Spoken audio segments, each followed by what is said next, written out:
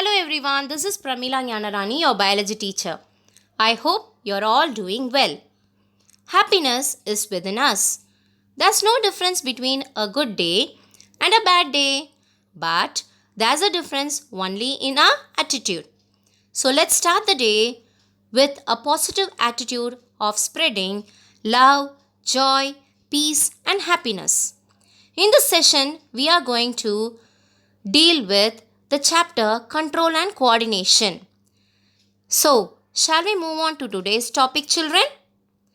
Now, in today's topic, we are going to discuss about a brief note on the introduction of control and coordination systems. Here, we are going to discuss about the systems involved. Not only that, why do we need such systems and the importance of them. Here, these pictures represent the growth and development in plants as well as human beings.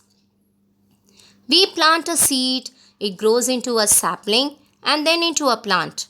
Now, a baby gets transformed into a boy, the boy into a teen, the teen into a man, the man into an old man. How come these processes are taking place without your knowledge? So, such type of activities are referred as involuntary actions, and you must know that some systems are there inside our body that make the processes take continuously without stoppage. Now, such systems are referred as control and coordination systems. Now we have control systems, namely the brain and the spinal cord. The coordination systems, namely the nervous tissue and the hormones. Now coming to the plants, children, the plants don't have control system as what we have, but they do have coordinating systems referred as plant hormones or phytohormones. Now, if I throw a ball towards you, what will you do, children? Yes, you're right. You at once catch hold of the ball, or you will safeguard yourself from being hit. And the other possible way is you will tend to move away from the path of the ball, isn't it? Right. So how come such response is being given by you? You do it unknowingly. So this unknowingly done response is given by only the control and the coordinating systems. Let me make it clear. In your family, who are the control systems? Your mom and dad. When they give you some instructions, you follow them. If you don't follow them, what will happen in your family? The peace will be disrupted. So, your mom and dad are the control systems and you and your siblings are the coordinating systems. Hence, cooperation is needed among yourself. Only then the family will be a peaceful and happiness filled family. In the same way, our body has control and the coordinating systems. Only when these two systems are working in a synchronized, harmonious manner, all the vital activities in our body will move on smoothly. That is, they will perform well. If not, our vital processes will be in disaster. Hence, unison is needed. And that's why we refer the control and coordination systems as a very important life processes. Now, let us move on to the coordinating system, that is the nervous tissue. Neuron is the structural and functional unit of the nervous tissue. There are three types of neurons, children, namely the sensory neuron, motor neuron and the relay neuron.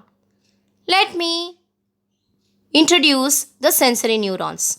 Sensory neurons are nothing but the receptors, that is the sense organs.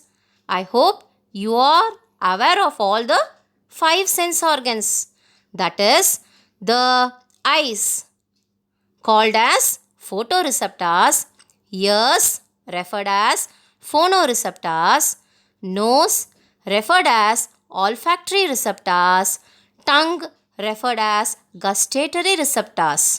Then the last but not least are skin.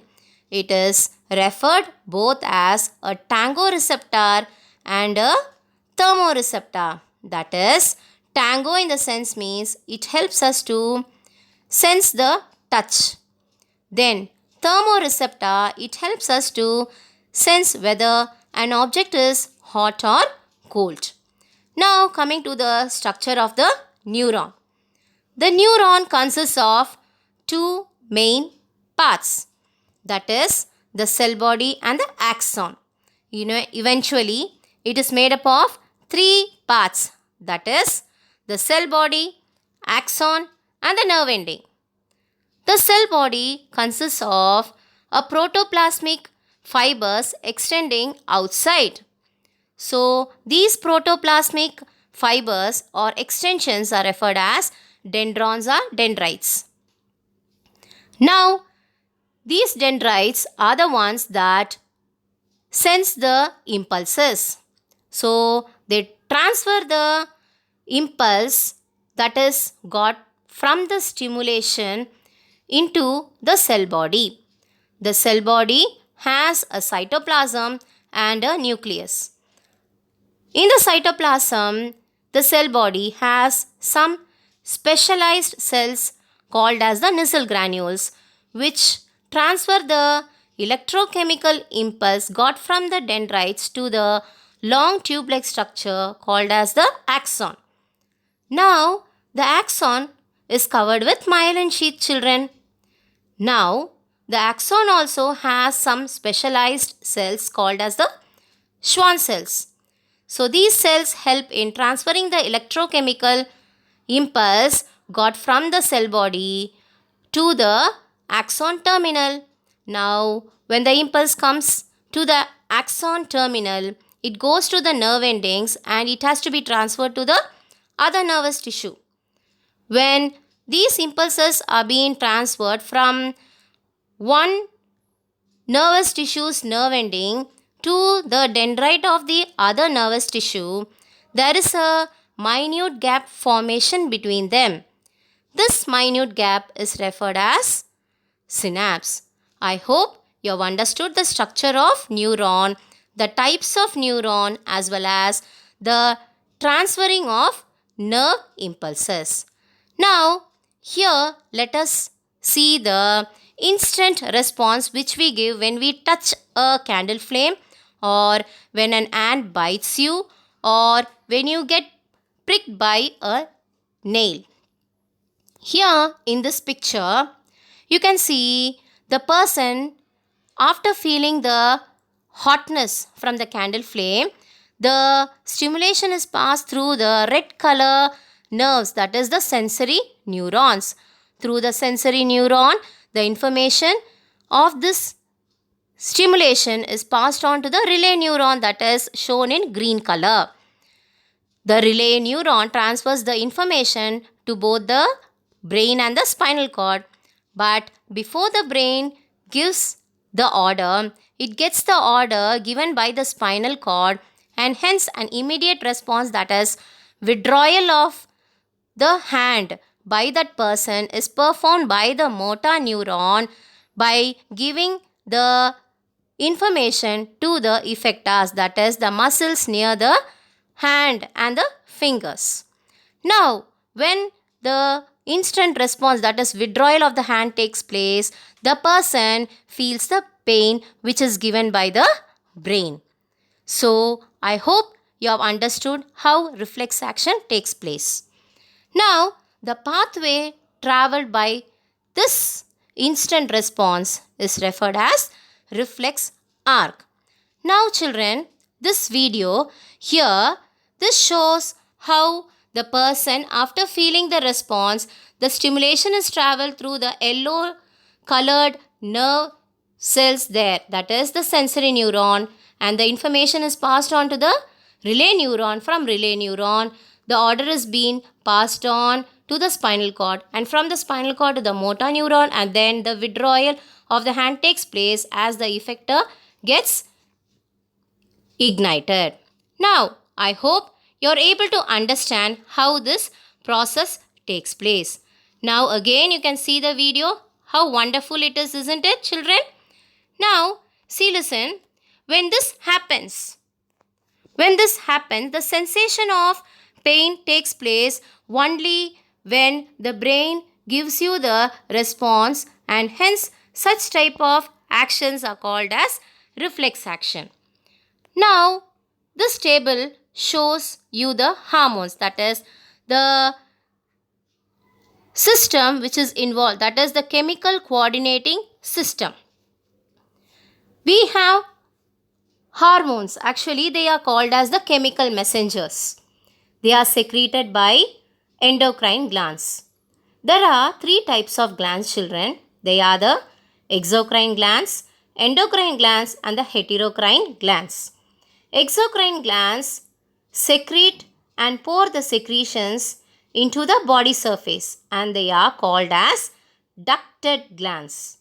Whereas the endocrine glands, they pour the secretion directly into the bloodstream, and they are referred as ductless glands. Now, heterocrine glands are nothing but they perform, that is, they act as both endocrine gland as well as what? Exocrine gland. So, that is, they perform both exocrine and endocrine function. Now, here, these are the list of few glands and their secretions and the target organ and the function. They are the pineal gland, it secretes a hormone called melatonin.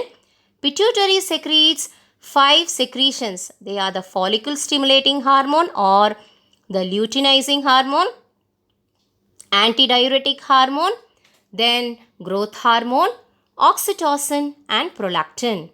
Thyroid gland, we all know that it secretes a secretion called as, that is the hormone called as thyroxine. Adrenal gland secretes adrenaline and cortisol. Then pancreas secretes insulin and glucagon. I think you might be aware of this insulin and glucagon in diabetes mellitus, that is in controlling our blood sugar level. Coming to the ovaries secrete estrogen and progesterone, and the testes secrete testosterone. So I hope you're all aware of the types and the functions of the hormones in our body. Now coming to the coordination in plants, that is movement in plants. Here the movement in plants is of two ways, that is growth dependent and growth independent. Now let us move on as per the flow chart says. Here the growth dependent, that is the tropic movement, is of 4 kinds. They are phototropism, geotropism, chemotropism and hydrotropism. That is, movement towards sunlight is referred as phototropism, movement towards gravity is referred as geotropism, movement towards water is referred as hydrotropism, and movement, that is sensitivity to chemicals, is referred as chemotropism. Now, there is another movement referred as nastic movement, which is a growth independent movement.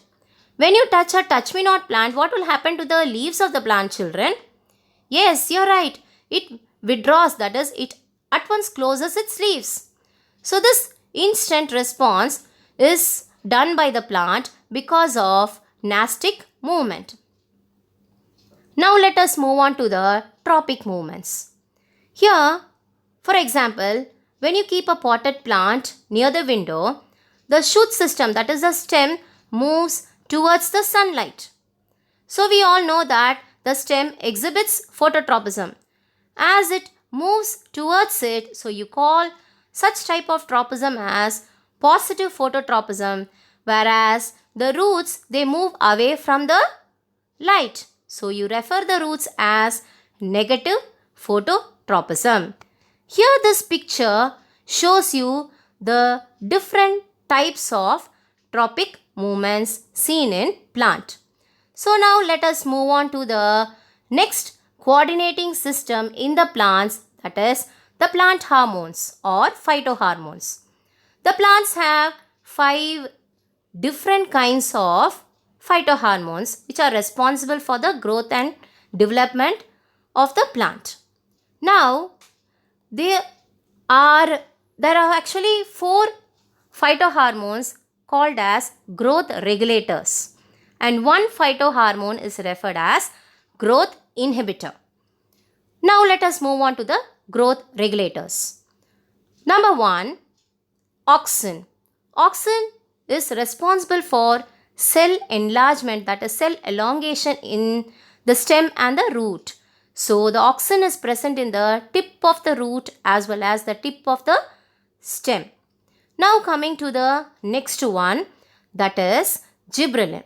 Gibberellin is also responsible for the cell enlargement in the stem, that is it is responsible for the enlargement of the width of the stem, that is growth.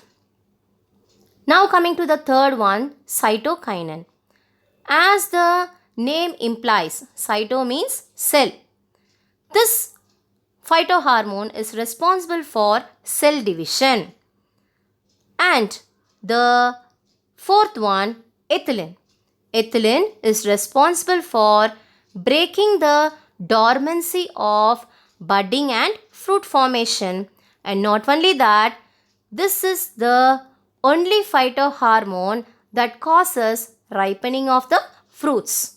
We all love fruits, isn't it? How wonderful the fruity smell is. That is caused because of this ethylene phytohormone, children. Now let me say that if all the 4 hormones are continuously secreting, what will happen to the plants? The plant will grow enormously. So such type of enormous growth should be stopped. This time only the inhibitor hormone abscisic acid comes into action.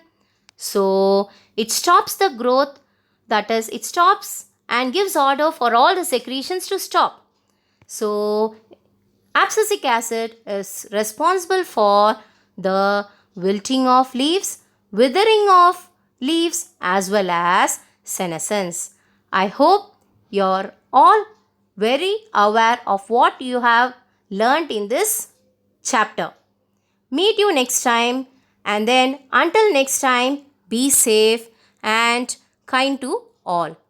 Thank you.